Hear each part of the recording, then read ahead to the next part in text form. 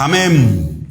Un saludo para todos mis hermanos, contento de estar en la casa del Señor. Vamos a estar estudiando la palabra del Señor. Estábamos en nuestra serie de Primera de Juan. Ya estamos en el capítulo 2 de este maravilloso corto libro, pero importantísimo, en donde nosotros estamos viendo las evidencias de el verdadero creyente, la iglesia de Cristo, que claro, tiene bastantes manifestaciones que nosotros vamos a ir analizando, punto por punto, y el papel de Cristo para su iglesia. Primera de Juan, capítulo 2, el verso 2, nosotros habíamos visto, y Él es la propiciación por nuestros pecados, y no solamente por los nuestros, sino también por todo el mundo. Ahí la palabra está usando lo que es la palabra propiciación. A veces se confunde mucho con la palabra expiación, ¿verdad? Es como... Amén. Bueno, tuvimos una pequeña interferencia. Bueno, hay una gran diferencia entre la propiciación y la expiación. Bueno, ¿cómo nosotros podemos entender un poquitito a través del retrato, mejor dicho, del Antiguo Testamento? En el Antiguo Testamento estaba el sumo sacerdote que traía a dos cabras. Uno de ellos era lo que hoy se le conoce el chivo expiatorio, ¿verdad? De ahí viene lo que es la palabra expiación. El chivo expiatorio se usa comúnmente con esa palabra a quien se le echa la culpa, ¿verdad? Es el famoso quema de archivo. Bueno, hoy se utiliza mucho en las películas, inclusive en el crimen se utiliza mucho a alguien que se le quema para salvar a otros, ¿verdad? Y asimismo, el sumo sacerdote utilizaba uno de las cabras, un chivo, como expiación. Y utilizaba otro chivo o otra cabra como propiciación. ¿Qué sucedía? Que imponía las manos el sumo sacerdote por las dos cabras y luego una de ellas, el chivo expiatorio, en este caso a quien se le cargaba con todo el pecado, con toda la culpa del pueblo, era contratado a un gentil, alguien que no tenga nada que ver con el campamento, y ese agarraba la cabra y lo llevaba fuera del campamento y lo destinaba y lo expulsaba del campamento. El otro, la cabra que servía para la propiciación, era degollado por el sumo sacerdote y la sangre era colocado sobre la tapa justamente de la propiciación, del propiciatorio, en donde estaban los dos querubines en el arca del pacto. Entonces, ese mismo evento de las dos cabras, que era un retrato de lo que había de venir, de lo que era Cristo, se manifestó en Jesucristo. ¿Cómo? Que Jesucristo, en este caso, expía los pecados. ¿Qué quiere decir esto? Absorbe todos los pecados de los hijos de Dios, en este caso de los escogidos de Dios, y por los gentiles, ¿qué cosa? Es arrojado afuera, es crucificado afuera del campamento, como sucedió con Jesús, que fue crucificado en este caso fuera de la ciudad o fuera de los muros. También dice la palabra que Él es la propiciación de nuestros pecados. ¿Qué es la palabra propiciación?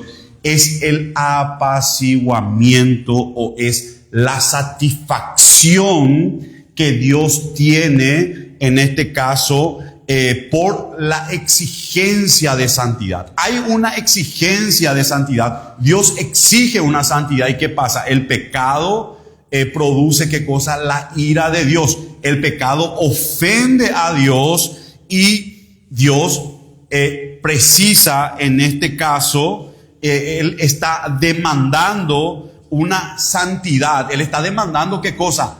Castigo por el pecado. Y eso es lo que se llama la ira de Dios. Entonces, Jesucristo se convierte en este caso como aquella cabra de la propiciación. Su sangre apacigua la ira de Dios, así como dice la palabra en Romanos capítulo 1, verso 18, la ira de Dios se revela desde el cielo contra toda impiedad y maldad de quienes injustamente retienen la verdad. O sea, hay una ira, la ira de Dios que se encuentra, dice la palabra, sobre todos los hijos de desobediencia, hasta que no haya ese apaciguamiento de la ira que solamente Jesucristo puede hacer. Esa persona, la ira de Dios sigue reposando sobre ella y la ira se va a revelar en esta vida y también en el infierno. Segunda de Corintios capítulo 5 verso 21 dice: al que no cometió ningún pecado, por nosotros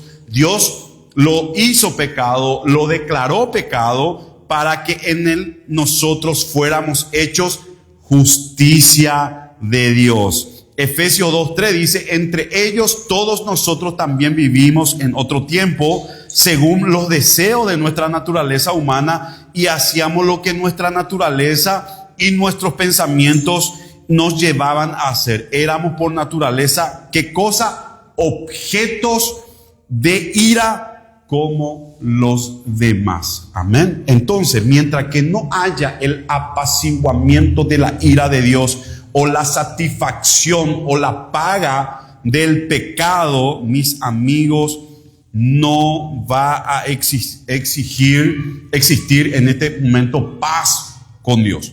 O sea, Dios está demandando en todo momento del ser humano, ¿qué cosa? Santidad. Él no tolera el pecado.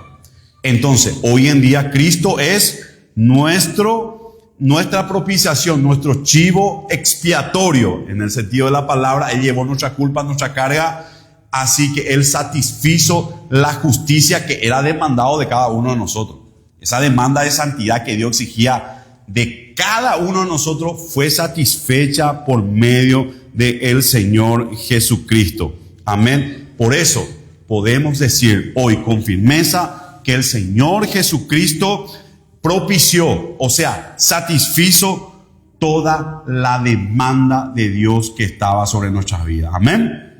Esto es maravilloso. Hebreos 2:17 dice: por eso le era necesario ser semejante a sus hermanos en todo, para que llegara a ser un sumo sacerdote misericordioso y fiel en lo que a Dios se refiere, y expiar, dice la palabra, los pecados del pueblo. Hebreos 9:15 dice: por eso Cristo es un mediador de un nuevo pacto, para que los llamados reciban la promesa de la herencia eterna, pues con su muerte liberó a los hombres de los pecados cometidos bajo el primer pacto. Amén. Y ahí vemos en Primera de Juan capítulo 2, el verso 3 dice: con esto podemos saber que lo que conocemos si obedecemos sus mandamientos. Es impresionante porque Juan utiliza dos palabras muy importantes. Primera cosa, sabemos. Segunda cosa, guardamos. Son dos cosas muy importantes que solamente el verdadero creyente lo puede hacer. Amén. Entonces, hermano, los que en verdad han nacido de nuevo, demuestra ¿qué cosa? Un hábito a la obediencia.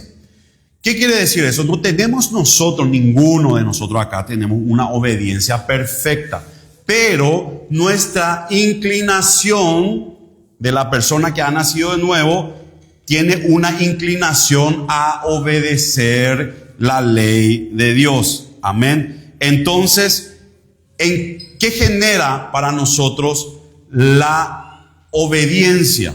Obedecer su mandamiento, obedecer su palabra, genera en nosotros la seguridad de nuestra salvación. Vamos a dividir dos cosas. Una cosa es la justificación. Y otra cosa es, en este caso, la certeza de la salvación o la santificación. Nuestra justificación, hermano, es igualita a la del apóstol Pedro.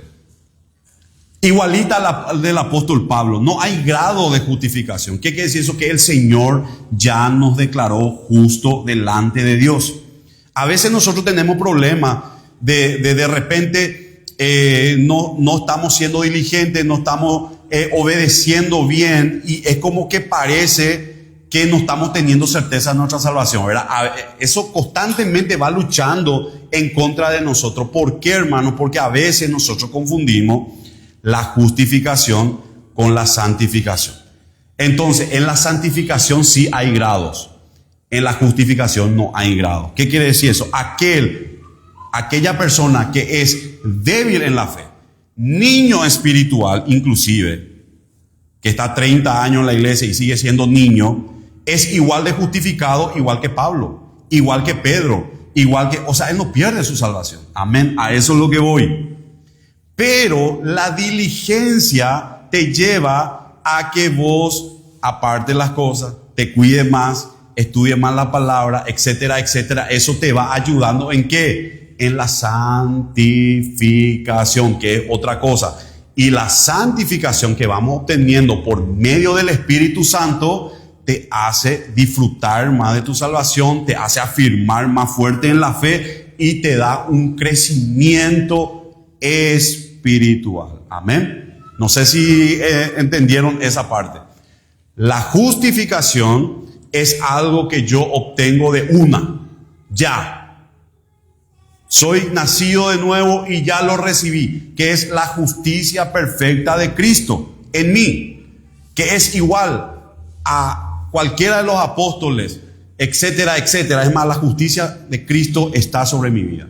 La santificación, que es el progreso dentro de la vida cristiana, ya sea el estudio de la palabra, etcétera, etcétera, el crecimiento espiritual o la madurez espiritual, me va a llevar a que yo pueda disfrutar más de mi salvación, a que yo pueda ejercer el ministerio mejor que otros, inclusive a que yo tenga una confianza total en el Señor, ¿verdad? Un ejemplo le voy a dar. Supongamos que haya dos personas aquí en nuestro país a quien se le da 2 terrenos con su título de propiedad cada uno, un 12/30 cada uno. Imagínense que el propio Estado le da a esas 2 personas el título de propiedad firmado para él y para su heredero, y ellos pueden hacer lo que ellos quieran de esa propiedad. Imagínense, en igualdad de condición. Pero ¿qué pasa? Que uno agarra y administra su terreno y explota, cultiva, construye, etcétera, y el otro duda. Él va dudando porque dice, ¿será que este terreno es mío? ¿Será que me voy a ir otra vez al registro de la propiedad a revisar? Se va otra vez y le dice, sí, señor, usted, ¿verdad? Y después vuelve, él va a invertir algo, y después duda otra vez. No, pero pero esto es del Estado, él me dio. Entonces, ¿quién usted cree que va a tener un mayor progreso? ¿Aquel que ya tiene una certeza de que el terreno ya es de él, o aquel que va dudando, aunque el terreno sea de él?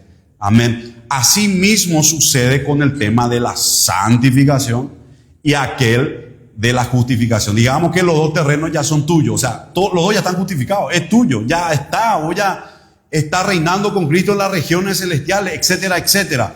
Lo que nos hace a nosotros claudicar en la fe, a no crecer espiritualmente, es la duda, la pérdida de esa certeza. ¿Por qué? Por falta de nuestra constancia, por falta de no tomar nuestra posición, ¿verdad? Y decir, bueno, esto ya es, yo ya soy ya.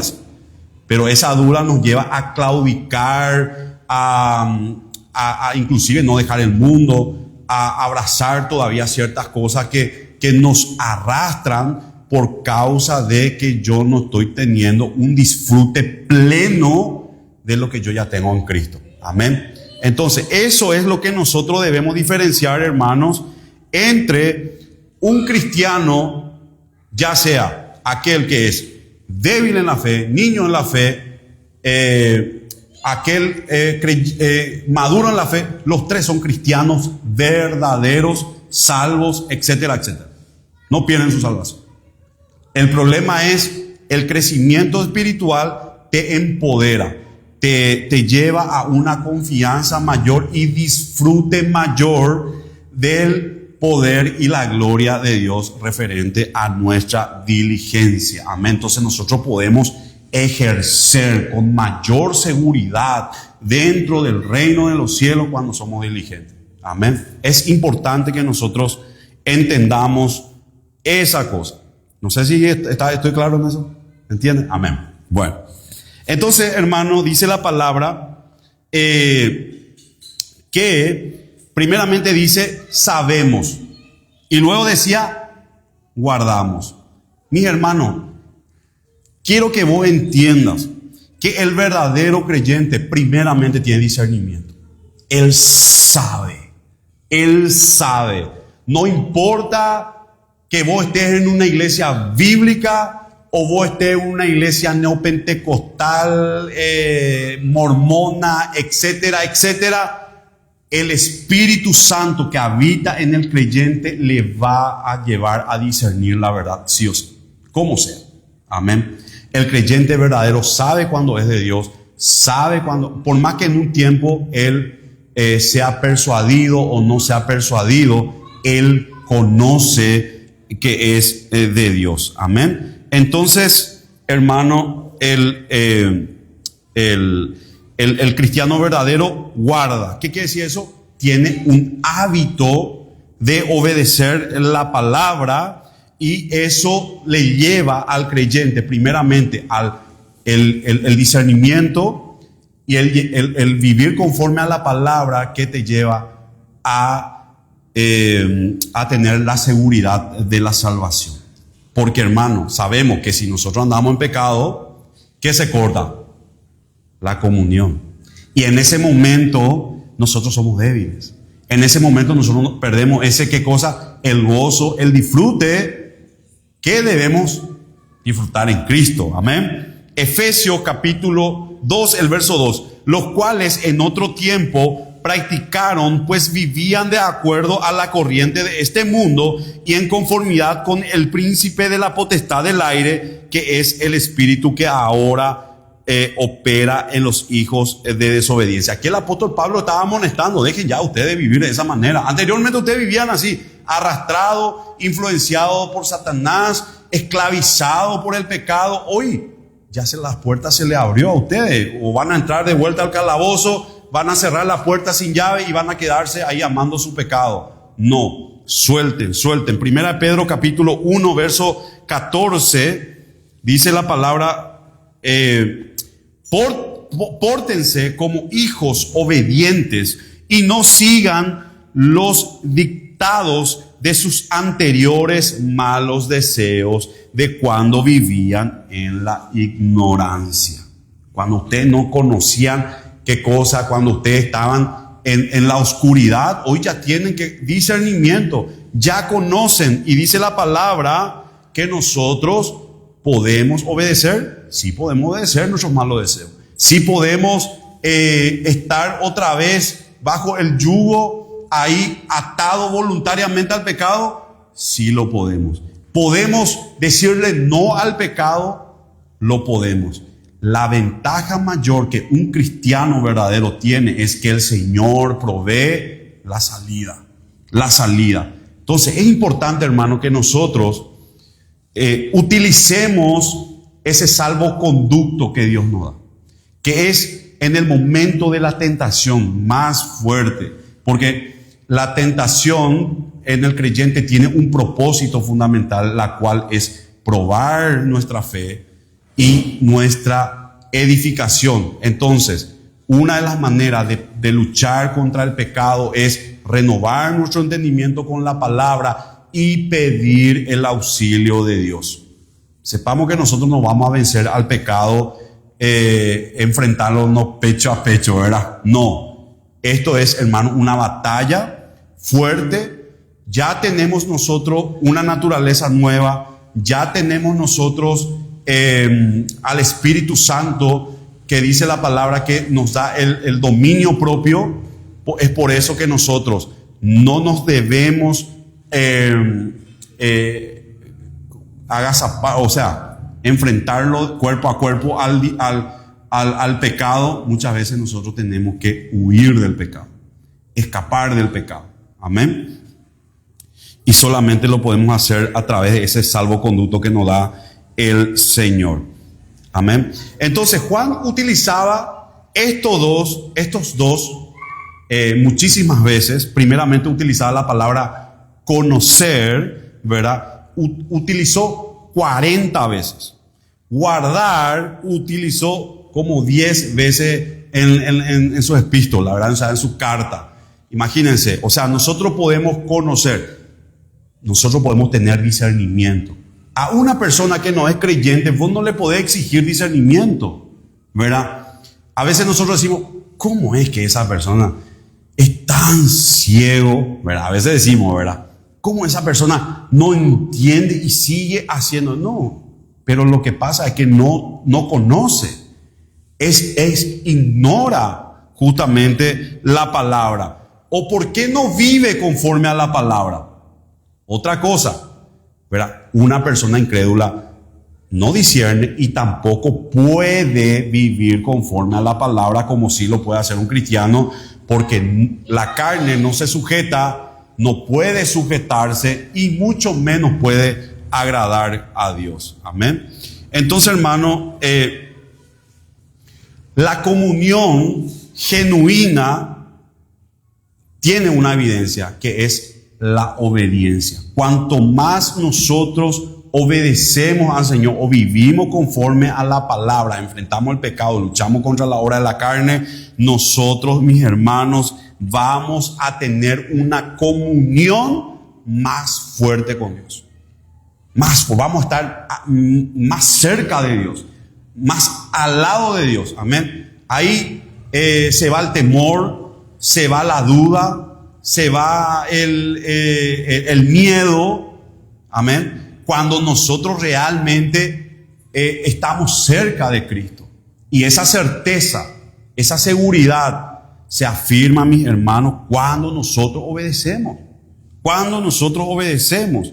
Amén. Entonces, ahí nosotros vemos que hay dos pruebas fundamentales o dos evidencias fundamentales de que esa persona ha sido salva, o mejor dicho, la evidencia de la salvación. Primera cosa dijimos, saber. ¿Saber qué cosa? ¿Qué yo debo saber? Doctrina. Yo debo saber la doctrina principal. Amén. Yo tengo que saber la doctrina fundamental, ¿verdad? Y estuvimos compartiendo con unos hermanos ayer y ellos nos estaban comentando, un año ellos estuvieron persuadidos de una doctrina antibíblica, pero en un momento dado el Espíritu Santo les revela, no, esto no es. Claramente, ¿a qué le llevó? Inclusive el Señor se le aparece en sueños y le dice, entonces, ¿qué empiezan ellos a buscar? La doctrina, porque la doctrina es lo que te va a encaminar dentro de la moral. Lo demás, ¿qué tienen? Doctrina, ¿qué cosa? De hombre. Las religiones, todas religiones, inclusive no la que nosotros estuvimos en el romanismo, etcétera, etcétera, nosotros estábamos, ¿qué cosa? En doctrinas de hombre. No teníamos las doctrinas fundamentales de la palabra, que solamente podemos comprender y podemos poner en práctica. ¿Qué quiere decir eso? Salir, creer, tomarla, creer en esas doctrinas fundamentales si tenemos una fe genuina. Amén. Entonces, cuando nosotros no solamente escuchamos estas doctrinas fundamentales, por ejemplo, la Trinidad, el Señor es Dios, el infierno, el cielo, etcétera, etcétera, que Jesucristo es el único camino, la verdad y la vida, Jesucristo es Dios, etcétera, etcétera, hermano. no solamente nosotros la escuchamos, sino que también nosotros la creemos y la confesamos. Y esa confesión es una evidencia de que nosotros estamos en la fe. Amén. Entonces, hermano, nos va a llevar la doctrina no a creer en nuestra propia fuerza, no a creer en nuestro propio fundamento, sino que nos va a llevar a confesar nuestro pecado, a ver nuestra realidad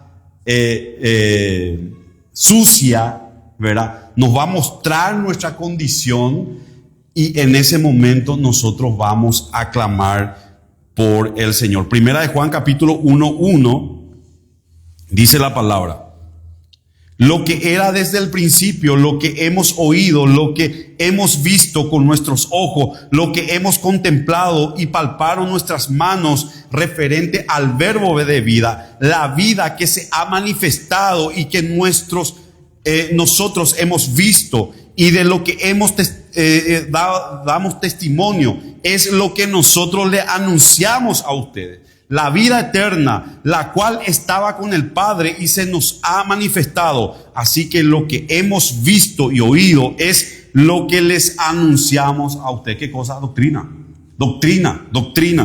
Entonces, para que también ustedes tengan comunión con ¿quiénes? Con nosotros. O sea, ¿por qué? Porque ¿quiénes fueron los que pusieron el fundamento? Los apóstoles. Y nosotros estamos en comunión ¿con quién? Con los apóstoles, con esa piedra angular que es Cristo. Recuerden que nosotros somos un edificio que estamos siendo sobreedificados. Amén. Comunión con nosotros, porque nuestra comunión es con el Padre y con su Hijo Jesucristo. Les escribo estas cosas para que el gozo de ustedes sea completo. ¿Qué te está diciendo ahí? Para que vos disfrutes de tu salvación. Para que vos te goces en tu salvación. Amén. Porque estamos fundamentados en la doctrina de Cristo, en la doctrina de los apóstoles. Amén. Esto no es algo vago o una doctrina humana nada más. Primera de Juan capítulo 5 dice, al 10 dice: este es el mensaje que hemos oído de él, el mensaje, y que les anunciamos a ustedes. Dios es luz y en él no hay tinieblas alguna. Si decimos que tenemos comunión con él y vivimos en tinieblas, estamos mintiendo y no practicamos la verdad. Pero si vivimos en luz, así como él está en la luz, tenemos comunión unos con otros, y la sangre de Jesús, su Hijo, nos limpia de todo pecado. Si decimos que no tenemos pecado, nos engañamos a nosotros mismos y la verdad no está en nosotros. Si confesamos nuestros pecados, Él es fiel y justo para perdonarnos nuestros pecados y limpiarnos de toda maldad. Si decimos que no hemos pecado, lo hacemos a Él mentiroso y su palabra no está en nosotros. Primera de Juan capítulo 2:1, como leíamos: hijitos míos, les escribo estas cosas para que no pequen. Si alguno ha pecado, tenemos un abogado ante el Padre, a Jesucristo el justo.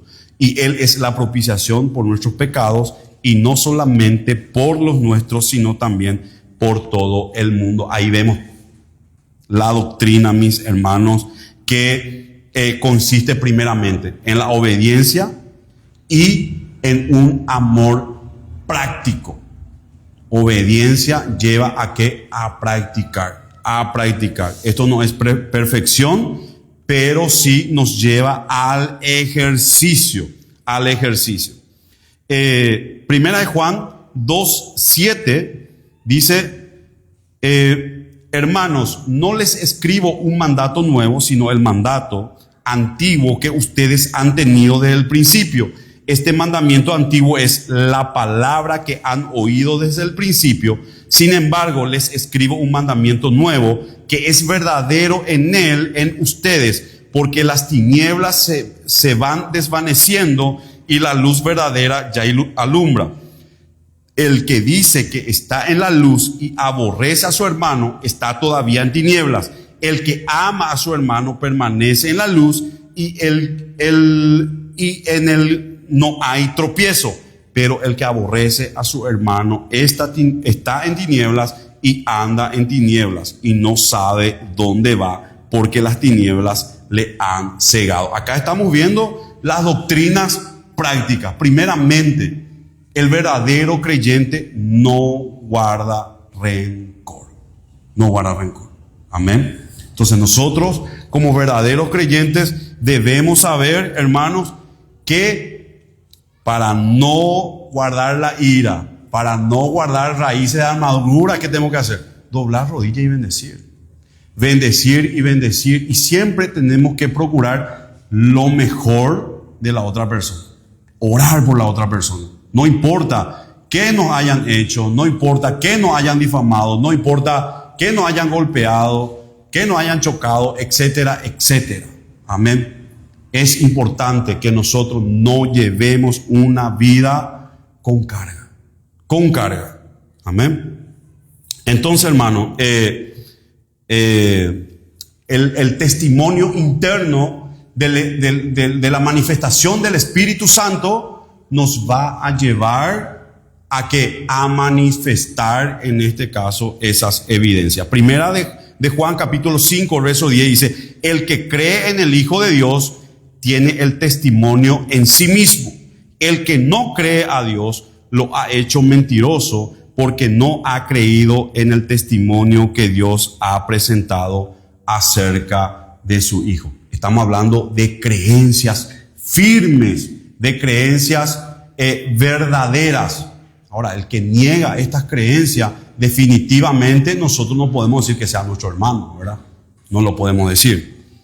Romanos capítulo 8, verso 14 al 16 dice: porque los hijos de Dios son todos aquellos que son guiados por el Espíritu de Dios.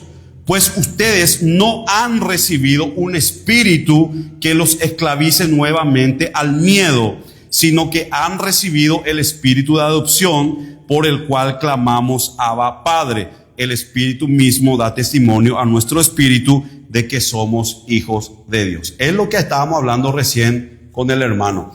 Primeramente, el enemigo, ¿cómo nos ataca? A través del miedo. El miedo a la muerte, ¿verdad? Una de las cosas que más el enemigo utiliza, te viene y te dice: te vas a morir, te va a agarrar un infarto, te va a agarrar una embolia, etcétera, etcétera. Pero la palabra dice que nosotros, los hijos de Dios, ya no estamos sujetos a ¿qué cosa? Al miedo.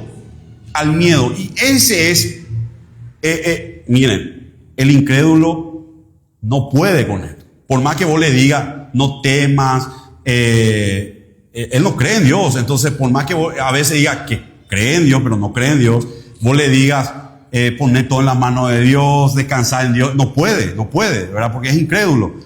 Ahora nosotros, los verdaderos cristianos, ya no estamos sujetos al miedo. Y cuando el enemigo viene y nos ataca con eso, ¿cómo nosotros tenemos que responder? Si me muero, me muero. Si me da un infarto, me voy. Yo sé a dónde voy. Yo sé en quién he creído, dice el apóstol Pablo. Entonces, nuestra confianza debe estar en eso y el enemigo se va. Eso es una forma de que nosotros podamos resistir al enemigo y saber que Dios es soberano, y si nos morimos fue la voluntad del Señor. Amén. Así que descansemos en eso. Segunda Corintios capítulo 1 verso 12 dice: nuestro motivo de orgullo es el testimonio de nuestra conciencia ante Dios, que nos dice que en este mundo y especialmente con ustedes nos hemos comportado con sabiduría humana, no con sabiduría humana, sino con la sencillez y la sinceridad que proviene de Dios. Por eso es importante tener una buena conciencia, hermano. Por eso es importante. A mí mi conciencia no me acusa. Yo siempre, como dice aquí la palabra, me mantuve, ¿verdad?, con una buena predisposición, una buena intención, y de esa manera nosotros, ¿verdad?, procurando siempre lo mejor de los otros, procurando también lo mejor para nosotros, ¿verdad? Y el desenvolvernos con los demás. Primeramente dice: no desenvolvernos a través de nuestra sabiduría humana, no buscando. Por eso es importante, hermano, que para a cada movimiento que tú hagas, le consulte a Dios. Buscale al Señor y decirle: Señor, háblame de tal manera. Y el Señor te va a hablar. Él te va a decir y Él te va a mover. ¿Cómo? En todos los aspectos. A veces, nosotros a veces decimos: no, nuestro trabajo no tiene nada que ver con esto, ¿verdad? Cuestiones acá de los hermanos, la iglesia. No. Todo. Nosotros debemos consultarle al Señor. A veces queremos resolver las cosas de nuestra manera. Tenemos que pedir, porque Dios ve, Él pesa los corazones, Él sabe qué puede pasar mañana, Él sabe todo, hermano, y Él ha establecido para nosotros eso. Entonces, hermano, esa prueba de obediencia, de sumisión que nosotros tengamos delante del Señor, en consultarle las cosas, ¿verdad? Nos va a llevar a que nosotros tengamos un estado de confianza. Un estado, hermano, es diferente, hermano, cuando vos te moves en esa esfera, hermano, de confianza, de plenitud en el Señor. Y cada decisión que de repente a veces digas: tomé esta decisión, puede ser que sea equivocada y no sé por qué Dios me está guiando hacia este punto, ¿verdad? Nosotros podemos decir más adelante, vamos a mirar y vamos a decir: era por esto. Era por esto. Amén. Es importante, hermano, que nosotros busquemos en este tema, hermano, consultar al Señor. Entonces, eso es parte también de la evidencia. Porque la persona que no es creyente, ¿qué hace? Toma su propia decisión. En todo. Y también hay verdaderos cristianos que hacen eso. Nosotros tenemos que, hermanos, si queremos una vida productiva, si queremos un ministerio productivo, necesitamos consultarle al Señor, hacerle partícipe de nuestras actividades. Amén. Eso es parte también de la evidencia de un verdadero creyente. Santiago capítulo 2, el verso 14, dice la palabra: hermanos míos, ¿de qué sirve decir que se tiene fe si no se tiene obras? ¿Acaso esa fe puede salvar? Si un hermano o una hermana está desnudo y no tiene el alimento necesario para cada día, y alguno de ustedes le dice: vayan tranquilos, abríguense y coman hasta quedar satisfechos, pero no les da lo necesario para el cuerpo, ¿de qué sirve eso? Ahí estamos viendo qué cosa: la sensibilidad. A veces tenemos, pero le damos una vista gorda ahí a nuestra sensibilidad, ¿verdad? El Señor nos muestra en este caso, una confesión de fe verdadera. Porque aquel que no es creyente, ¿qué hace? Hace para mostrarse. Él se filma, él se muestra, pero acá nosotros estamos viendo de que esta persona sabe realmente que el hermano está mal. Está pasando mal, está pasando necesidad, ¿verdad? Entonces, hay veces que nosotros vemos que alguien está pasando mal y le preguntamos: hermano, ¿qué tal? No, yo estoy bien, no me pasa nada. No hay problema con eso. Pero si es que realmente sabemos y tenemos la posibilidad, no le podemos decir: anda nomás, Dios te bendiga, Dios te va a proveer. Adelante, amén. Es importante eso. ¿Saben por qué, hermano? Porque los falsos maestros, los falsos profetas de aquel tiempo, incluso lo de hoy, demostraban que no eran salvos, ¿verdad? Porque no obedecían la palabra. Ellos eran de: haz lo que yo digo, no lo que yo hago. Ellos no vivían la palabra. Ellos eran personas que solamente daban cómo se tenía que levantar una piedra, y Jesús decía, pero ellos no eran capaces de alzar con un dedo nada, ¿verdad? Asimismo, ¿qué quiere decir eso? Que ellos no practicaban lo que decían. Entonces eso demuestra, hermano, también de que esa persona o aquella persona que solamente profesa. Primeramente escuchamos a aquella persona que escucha y que no lo vive. También hay personas que profesan y que no viven. Lucas capítulo 6, el verso 46 dice: ¿por qué me llaman ustedes Señor, Señor, y no hacen lo que lo que les mando hacer? ¿Por qué ustedes me llaman Señor? Si vos estás diciendo Señor, Señor a Jesús, vos le estás diciendo que Jesús es tu Rey. Tú estás diciendo que Jesús es tu Señor. ¿Qué quiere decir eso? Que debes obedecer lo que Él mandó. Amén. Entonces, Jesús decía, Señor, Señor, y no hacen lo que les mando hacer. ¿Por qué me llaman ustedes así? Es una palabra dura, pero muy real. Entonces, hermano, aquellos que en verdad han sido iluminados y aquellos que realmente conocen a Dios son obedientes a la palabra de Dios. No solamente son oidores de la palabra, mejor dicho, sino son hacedores de la palabra. Y sepamos, hermano, que nosotros, el verdadero creyente, no obedece la palabra por miedo de ir al infierno. Amén. El verdadero creyente obedece por amor al Señor. Y si fallamos, que cosa que es muy natural, porque todavía estamos en un cuerpo que no está redimido, ¿verdad? Nos duele. Al creyente verdadero le duele ofender a Dios. Le duele ofender, ¿qué cosa? Sus mandamientos. Miren, hermano, que nosotros ya no tenemos consecuencia de la ley. O sea, consecuencia a nosotros ya, una vez que hemos aceptado a Cristo en arrepentimiento y fe, ya no tenemos consecuencia de la ley en el sentido de muerte. Porque la consecuencia de la ley viene, Martín peca, y las consecuencias de la ley vienen contra Martín y le encuentran muerto. Él está muerto a las consecuencias de la ley. Pero la ley moral de Dios sigue vigente para nosotros, porque ahí nosotros vemos el carácter de Dios.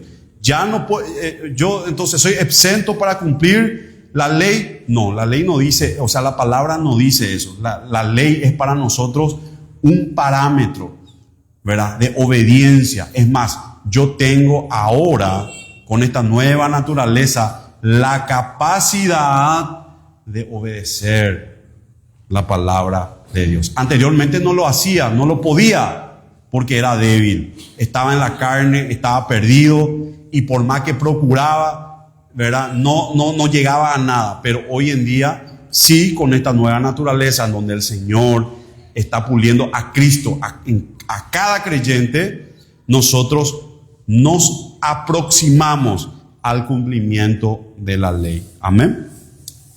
Bueno,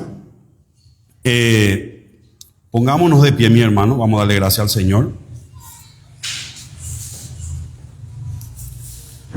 Dice la palabra, el que dice yo le conozco y no obedece sus mandamientos es un mentiroso y no hay verdad en él. El verdadero creyente, primeramente, ¿verdad?, discierne. El verdadero creyente discierne la verdad. Él no va a permanecer en la mentira. Él no va a permanecer en las doctrinas de hombre. Él discierne la verdad y él luego va a buscar. El Espíritu Santo lo va a llevar a donde él pueda sentirse como, vamos a decir, pez en el agua, ¿verdad? Luego también dice la palabra, el creyente verdadero obedece. El creyente verdadero no solamente queda con escuchar la palabra, sino que la vive. Amén. Y luego vamos a ver que el creyente verdadero también da. El creyente verdadero da la palabra. Amén. Oremos. Padre Celestial, te damos gracias por tu palabra. Padre Celestial, te pedimos que tú nos ayudes a que nosotros podamos cada día más crecer en ese discernimiento que sabemos que lo tenemos, Padre, por medio de tu Espíritu Santo. Tú nos muestras, Señor. Y a veces decimos, ¿cómo es que estas personas siguen en el error? Multitudes, Señor, que van camino al infierno. Pero tú tuviste misericordia de nosotros. Y por medio de tu Espíritu Santo, hoy caminamos también, Señor, en tu palabra. Te pedimos, Padre, que tú nos ayudes, que en el momento de la tentación, en el momento de la prueba, te pedimos que tú te manifiestes y que nos des, Señor, esa vía de escape, Padre Celestial. No permitas que caigamos, Señor, en la tentación. No permitas, Padre, que nosotros cedamos a los deseos, Padre, que hoy en día, Señor, tú has vencido. Los deseos, Padre, del mundo, los deseos de nuestra carne y las tentaciones, Padre, que nos pone el enemigo. Padre Celestial, ayúdanos, Padre, para que nosotros cada día más nos parezcamos más a ti. En el nombre de Jesús, amén, amén, amén. Vamos a darle un fuerte aplauso a Cristo.